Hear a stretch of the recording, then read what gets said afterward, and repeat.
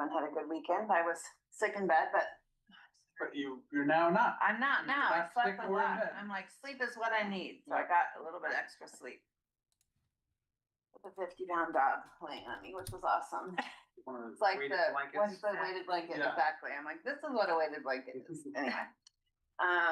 So we will start off as we always do with public comment. If you've joined us this morning online and wish to make public comment, you can use the raise hand button at the bottom of your Zoom screen, and we'll bring you over after our folks in the room make comment. We have, who's here to make public comment this morning? Matt, Maggie, John, do you have anything this morning? Yeah, I'll say. Okay, let's start with Matt. Good morning. Good morning. So I have a time limit? 3 minutes. All right.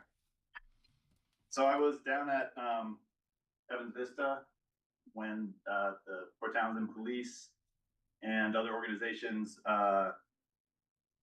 cleared the camp. I was down there a couple days before it and the day of it happening. And it was really fascinating. So I was, they were basically, I wanted to see if there were any residents that were not going to leave, who were just going to stay, and I wanted to make sure they had support and advice. And one of the last residents there was a guy named Aaron and his girlfriend Stacy.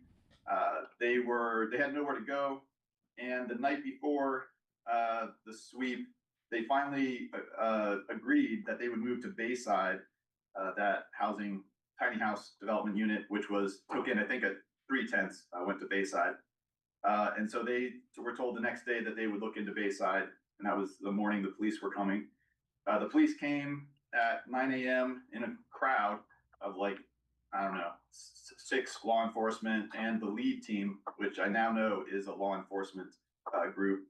The police said Bayside will not take them, but they had to leave by 3:30 or they'd be arrested.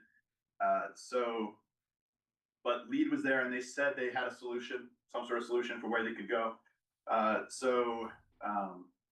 then followed the police to just record as they gave trespass warnings to residents, and they gave trespass warnings to Aaron and his girlfriend there.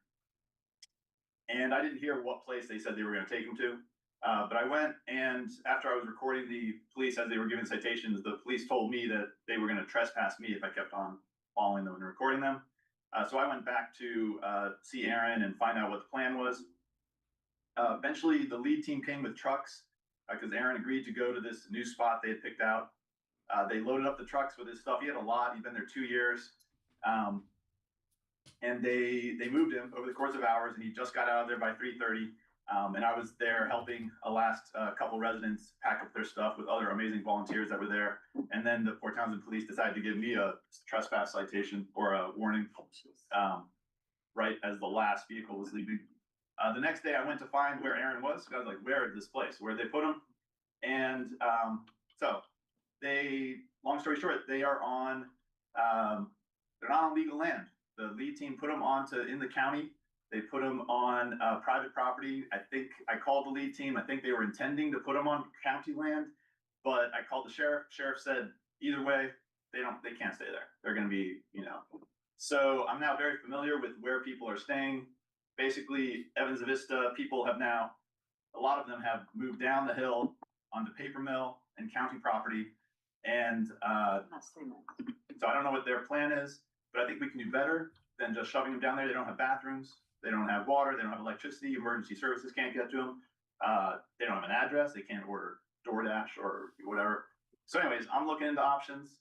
I think with Port Townsend Police Department, I was hoping they had talked to you guys or the county or the sheriff, and they had an agreement of someplace, but apparently not. They just pushed them out there. So anyways, I think we can do better. I hope we can find a better solution than this. I think they immediately need porta potties down there. There's a bunch of people in the woods. Thanks, and that's Matt. a sanitation issue. Thanks. Appreciate it, Matt. Okay, John, you want to come up? We're going to do John and then you, Maggie. And then if there's anyone online who'd like to make a comment this morning, please use the raise hand button at the bottom of the Zoom screen, and we'll bring you over after the folks in the room have made their comments. And we respond after we hear all. Right. Hi, good morning, Commissioners. Sam Foy is Chair of the Jefferson County Veterans Assistance Program. And tomorrow is Veterans Day, of course. And one of the things, the Veterans Assistance Program does is we do provide food monies on a monthly basis to veterans in need that are, below poverty, 200% below poverty level.